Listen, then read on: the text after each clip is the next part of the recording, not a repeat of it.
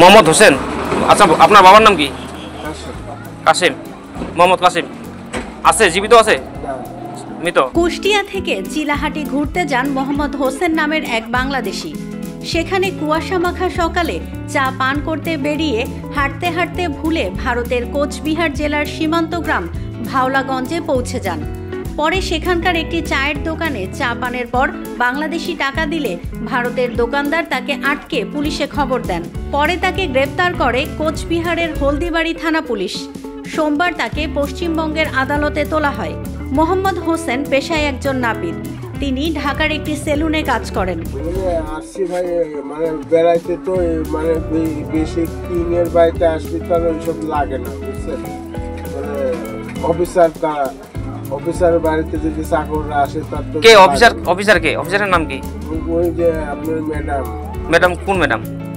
আপনার সাবখানে মার বাড়ি আছে, আপনার এখান থেকে 30 কিলো দূর, বুঝছেন? বড় বাড়ি আছে। জায়গাটার নাম কি? জায়গাটার নাম আমার মনে আসছে না, বুঝছেন?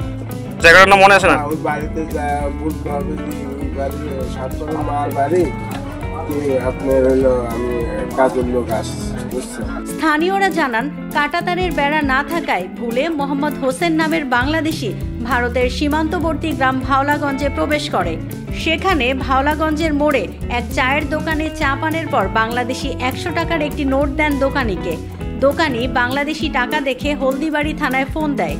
পরে পুলিশ এসে তাকে জিজ্ঞাসাবাদ করে জানতে পারেন ওই ব্যক্তির বাড়ি কুষ্টিয়ার কুমারখালী থানার শিউলিয়া গ্রামে। তিনি ভারত বাংলাদেশ উন্মুক্ত সীমান্ত দিয়ে ভারতের ভূখণ্ডে প্রবেশ করেছেন।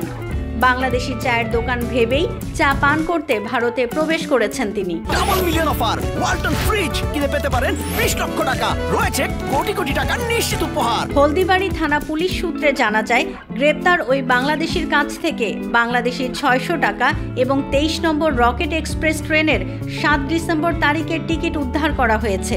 তাকে রোববার গ্রেপ্তার করা হয়েছে। পরে সোমবার তাকে আদালতে তোলা হয়। News desk, risingBD.com।